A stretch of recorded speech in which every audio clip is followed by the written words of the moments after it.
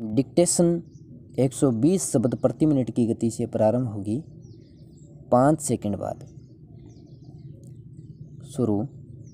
श्रीमान, मैं समझता हूँ कि यह एक ऐसा वर्ग है जिसकी गरीबी हमें दूर करनी है, लेकिन दूसरा वर्ग कौन सा है जिसकी गरीबी हमें दूर करनी है, उस पर विचार करें।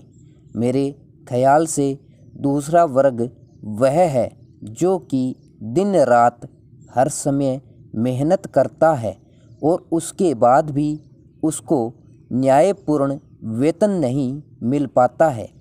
यह बात ज़रूरी है कि मज़दूरों में भी कई वर्ग हैं। एक ऐसा मज़दूर वर्ग है जो बड़े बड़े कारखानों में काम करता है, संगठित है, संघर्ष करता है, लड़ता है और रात दिन झगड़ता है। ऐसे मज़दूरों ने अपने लिए सारी सुविधाएं प्राप्त कर ली हैं। कई स्थानों पर ऐसे मज़दूर को 200-300 रुपये महीना वेतन मिलता है, लेकिन इस मज़दूर के साथ ही एक दूसरा मज़दूर भी है जिसे एक दिन में 10 या 12 घंटे काम करने के बाद भी 2 रुपया या 3 रुपये भी नहीं मिलते हैं। मैं कहना चाहता हूँ कि हमें इस असमानता को दूर करना चाहिए। लोग काफ़ी ऊंची आवाज़ में कहते हैं कि जो बड़े बड़े लोग हैं, जिनके पास काफ़ी धन है, सारी आर्थिक शक्ति केंद्रित है, जब तक उनको समाप्त नहीं किया जाता तब तक देश में समाजवाद नहीं आ सकता। यह बात ठीक है, लेकिन हमें पहले उन लोगों की ओर ध्यान देना चाहिए जो श्रमिक हैं।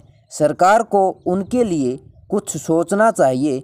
आपकी सूचना के लिए मैं एक कारखाने का उदाहरण देना चाहता हूं, जिसमें पिछले 20 साल से मैं काम कर रहा हूं। वह कारखाना बीड़ी बनाने वाले मज़दूरों का है। यद्यपि बीड़ी एक मामूली सी चीज़ दिखाई देती है, कुछ लोग इसे घृणा की दृष्टि से देखते हैं, लेकिन हमें यह बात नहीं भूलनी चाहिए कि हमारे देश में बीड़ी उद्योग का बड़ा महत्व है। यह महत्व इसलिए है कि इसमें मज़दूरों के रोज़गार के अवसर बहुत अधिक है।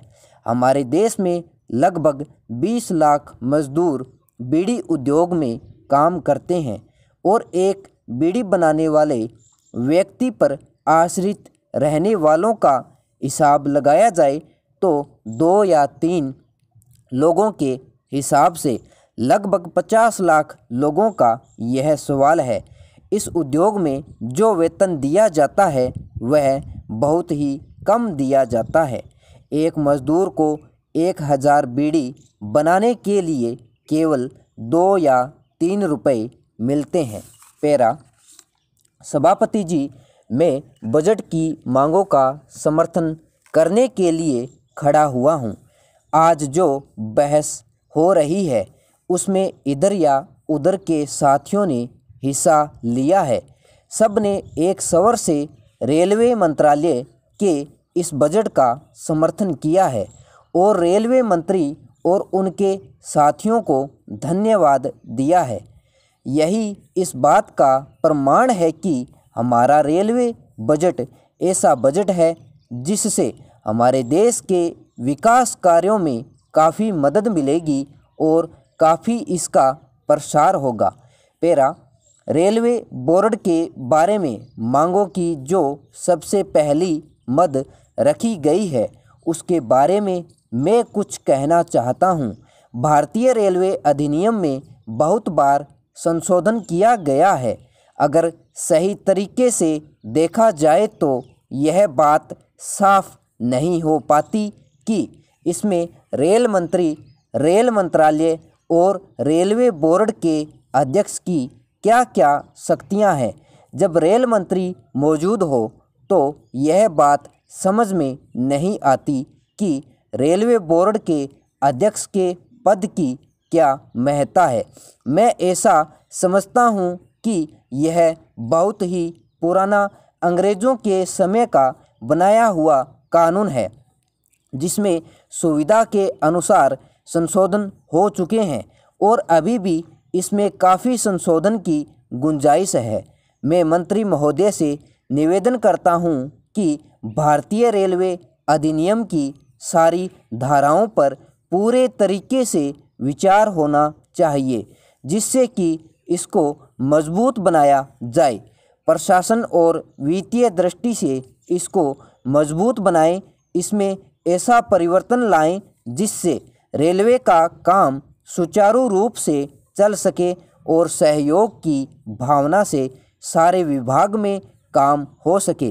कानून की दृष्टि से भी इस रेलवे अधिनियम में संशोधन की ज़रूरत है और मुझे आशा है कि माननीय मंत्री जी इस पर ज़रूर ध्यान देंगे और इस पर चंद शब्द कहेंगे, जिससे देश को मालूम हो सके कि भारतीय रेलवे अधिनियम के बारे में क्या नीति अपनाई जा रही है। पैरा महोदय, सारे देश में रेलवे में किराया नहीं बढ़ाया गया है। यात्रियों को आम तरीके से सुविधाएं दी गई हैं। जिस तरह से रेलवे के अंदर अनुशासन लाने के लिए उन्होंने प्रयत्न किया है, उसका बहुत महत्व है। इससे देश को बहुत मार्गदर्शन प्राप्त हुआ है। हमें आशा और विश्वास है कि मंत्री महोदय के नेतृत्व में रेलवे का काम और अधिक कुशलता और तेज गति से आगे बढ़ेगा। पैरा अध्यक्ष महोदय, वित्त मंत्री जी ने वित्त विधेयक सदन में प्रस्तुत किया है। मैं इसका स्वागत करती हूँ। पिछले साल से जो कदम वित्त मंत्रालय ने उठाए हैं, उन कदमों से हमारे देश की आर्थिक स्थिति में व्यापक सुधार हुआ है। हमारे रुपए की कीमत बढ़ी है और जो महंगाई हमारे देश में बढ़ रही थी, उस पर हम काबू पा सके हैं। पैरा महोदय, हमारे उद्योगों में भी बढ़ोतरी हुई है। खास तौर से जो हमारे सार्वजनिक क्षेत्र के उद्योग हैं, उन्होंने बहुत ही अच्छा काम किया है। जो मुनाफा उन्होंने दिखाया है, उसे देखकर आशा की जा सकती है कि हमें बाहर से किसी प्रकार का सामान आयात नहीं करना पड़ेगा। इसके लिए मैं उनकी तारीफ़ करती हूं और आशा करती हूं कि आने वाले वक्त में वे इसी तरह से और भी अच्छा काम करेंगे।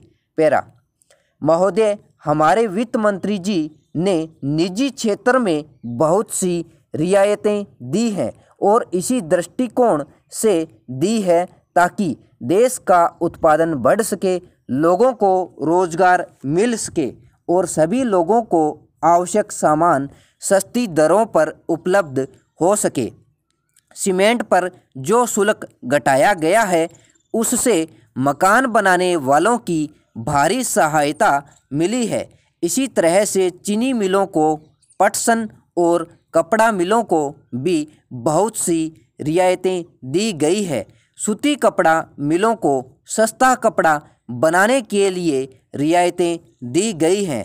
साथ ही हमारे वित्त मंत्री जी ने उनको कहा है कि इतनी छूट मिलने के बाद उद्योगपतियों को अपनी जिम्मेदारी समझनी चाहिए और अपना उत्पादन बढ़ाना चाहिए। पैरा मैं वित्त मंत्री जी का ध्यान विशेष रूप से निजी उद्योग वालों की मांग की ओर दिलाना चाहती हूँ। उन्होंने मुख्य रूप से यह मांग की थी कि उनको आयकर में रियायत दी जानी चाहिए। मैं यह अनुभव कर रही हूँ कि जितनी आपने उनको रियायतें दी हैं, उतनी ही उनकी मांगें बढ़ती जाती है। इसलिए मैं आपसे निवेदन करूंगी कि आप अनुशासन के साथ इन पर निगरानी रखें, क्योंकि हमने यह देखा है कि अपनी जिम्मेदारियों को नहीं निभाते। उनका मात्र लक्ष्य मुनाफा होता है। उनका लक्ष्य यह नहीं होता है कि ज़्यादा से ज़्यादा लोगों को रोज़गार दिया जाए या ज़्यादा से ज़्यादा उत्पादन बढ़ाया जाए, अपने लिए काम करते हैं और रियायतों का अनुचित लाभ उठाते हैं। पेरा महोदय, आज यह पहला अवसर है कि जब कि विरोधी दल के सदस्य को वित्त विधेयक पर अपने विचार स्वतंत्र रूप से प्रकट करने का अवसर मिला है।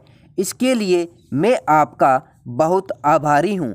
इससे पहले कि मैं अपने विचार सदन के सामने रखूँ, मैं कुछ बातें आरंभ में ही साफ कर देना चाहता हूँ। आज देश की जो आर्थिक स्थिति है वह ऐसी नहीं है कि आम जनता पर करों का अधिक बोझ लाद सकें। साथ ही साथ हमें अपने भुगतान संतुलन को भी एक निश्चित स्तर पर लाना है। इस दृष्टि से वित्त मंत्री महोदय ने जो उपाय बताए हैं, मैं उनसे पूरी तरह से संतुष्ट नहीं हूँ। ऊपरी दृष्टि से देखने से यह बहुत ही संतुलित बजट नज़र आता है, लेकिन खेद है कि इसमें देश के आम गरीब वर्ग की पूरी तरह से उपेक्षा की गई है। अच्छा तो यह होगा कि मंत्री महोदय करों को बढ़ाने के स्थान पर सरकारी खर्च तथा सरकारी शानो शौकत में कुछ कमी लाने के उपाय सुझाते। पेरा आमतौर पर यह समझा जाता है कि हम विरोधी दल वाले केवल सरकारी कार्यों की आलोचना करना ही जानते हैं, इसके सिवा और कुछ नहीं। मैं इस तथ्य से पूरी तरह सहमत नहीं हूँ। हम लोग जनता के प्रतिनिधि हैं। यदि हम ही जनता की भलाई की बात नहीं करेंगे तो और कौन करेगा। वर्तमान परिस्थिति के संदर्भ में जो सार्वजनिक वितरण प्रणाली को मजबूत बनाने की बात इस बजट में कही गई है, उसका स्वागत किया जाएगा। आज देश के हर भाग से आज आवश्यकता की वस्तुओं की कमी महसूस की जा रही है। इसका एकमात्र कारण वितरण व्यवस्था का अभाव है। प्रधानमंत्री जी ने स्वयं इस बात को स्वीकार किया है कि देश की सार्वजनिक वितरण प्रणाली को मजबूत बनाया जाएगा। जो धनराशि इस काम के लिए बजट में रखी गई है वह ही काफ़ी नहीं है। अच्छा होता कि खाद्य तथा नागरिक आपूर्ति मंत्री की अध्यक्षता में एक समिति का गठन किया जाता, जो संसद द्वारा दिए गए अधिकारों का उपयोग करके सार्वजनिक वितरण प्रणाली को मजबूत बनाने के लिए स्थायी एवं कारगर उपाय सुझाती। भारत एक विकासशील देश है और वहाँ पर आर्थिक उन्नति की काफ़ी ज़्यादा संभावनाएं हैं। आवश्यकता इस बात की है कि नियोजित विकास के साथ उन्मुक्त अर्थव्यवस्था को अपनाने के लिए भी अवश्य ही कदम उठाए जाएं। पेरा अध्यक्ष महोदय, वित्त मंत्रालय की मांगों पर कल से बहस चल रही है। इसके कई विषयों पर सदस्यों ने अपने विचार प्रकट किए।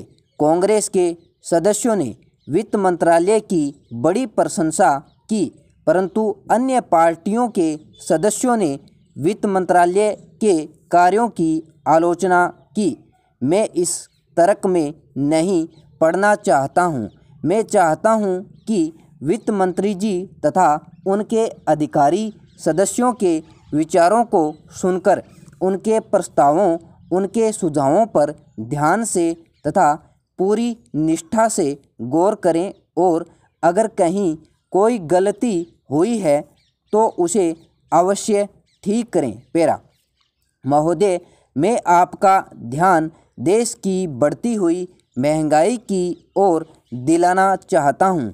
वैसे तो इस सदी में सभी देशों में महंगाई बढ़ी है और सरकार की तरफ से यह कहा गया है कि हमारे देश में महंगाई दूसरे देशों की अपेक्षा कम बढ़ी है। ठीक है, मैं इस बात को मानता हूँ। परंतु मैं सरकार से पूछना चाहता हूँ कि और देशों में प्रति व्यक्ति आय क्या है और हमारे देश में क्या है। हमारा एक गरीब देश है और यदि इसमें महंगाई बढ़ती है तो सरकार का यह कर्तव्य है कि वह उसे रोकने की पूरी कोशिश करे। महंगाई का असर हमारे किसानों, मजदूरों, दफ्तरों में काम करने वाले बाबुओं पर कितना पड़ता है? क्या सरकार ने कभी इस पर विचार किया है? इस बढ़ती हुई महंगाई के साथ सारा देश परेशान है।